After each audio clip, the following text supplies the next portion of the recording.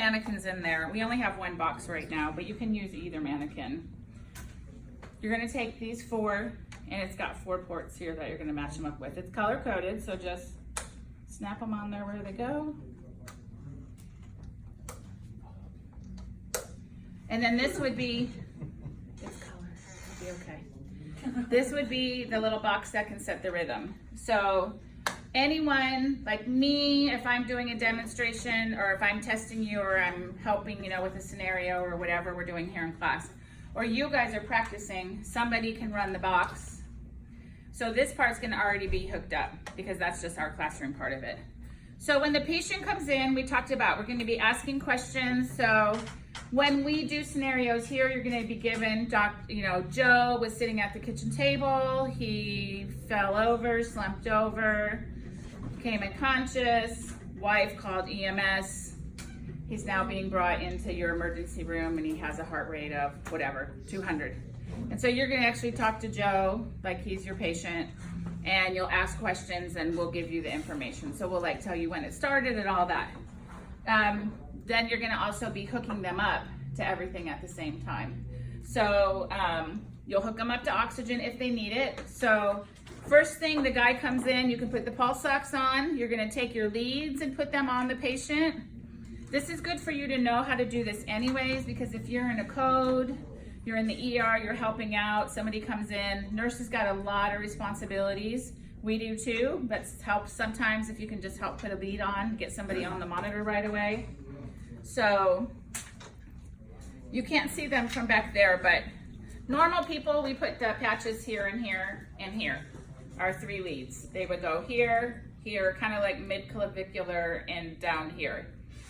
This guy has those here, but in order to make him read the monitor on rhythm for us, we have to do these metal ones up by his shoulders. So that's where we're gonna hook them up. And so it's always white to the right, smoke over fire. So the black one's gonna go up here, and then the red one is gonna go down, way down here. They have metal little tabs and they say, not a defibrillation site. So those are the ones that you're gonna hook up to. Right shoulder, left bottom on the side, okay?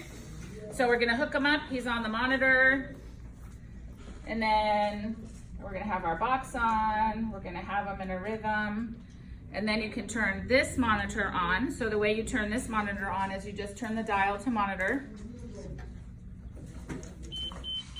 And then you have to switch it over to lead 1, which is lead button. So turn it on to monitor and switch it to lead 1. There we go. And then you're gonna have a rhythm show up. You can press the buttons to go through all the different ones so you see what they look like as we'll be doing this. So he's on the monitor, he's got a pulse ox on. You'll actually put the pulse ox on and you'll wrap the blood pressure cuff around his arm. Then I'll give you a blood pressure reading and I'll give you a pulse ox. At that point, based on the other information that you're given, you decide if he's stable or unstable. You will also have to determine the rhythm on the monitor at this point. And these are the things you'll also see when you take your clinical simulations and we start practicing that next term and you actually take your boards. They're gonna say, what do you wanna assess? What are you gonna do? And you're gonna say, I wanna assess the patient's blood pressure, their heart rate, their SpO2. And then they're gonna show you a rhythm. And then based on whatever your findings were, patient's hypotensive, he's diaphoretic, and they'll show you a rhythm on the monitor strip, and then they'll have to say, what are you going to recommend? Because at NBRC Hospital, the National Board for Respiratory Care, we have no doctors, no nurses, no anyone. You're the only person there, and you have everything you could ever want to take care of your patient at your disposal. So I know right now that this is SVT.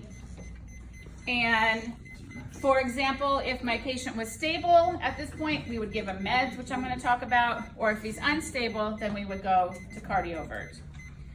So when you're going to Cardiovert, you're going to use these patches here, and they show you exactly where they need to go. So we're just going to put them on the front over here, and on the top right there. And we're not going to actually hook them up. But so we're going to cardiovert. So what's the difference between cardioversion and defibrillation?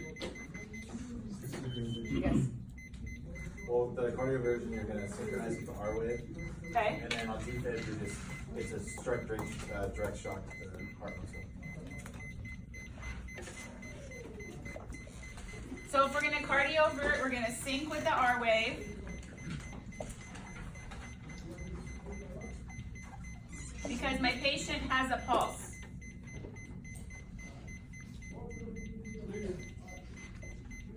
Defibrillation. It's also, cardiovert is always lower joules too for the most part. So it's not as much shock. So there's no syncing.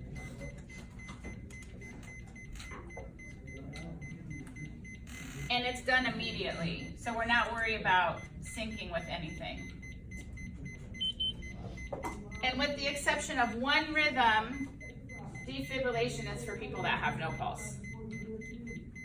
Except for, so I'll put, patient has no pulse.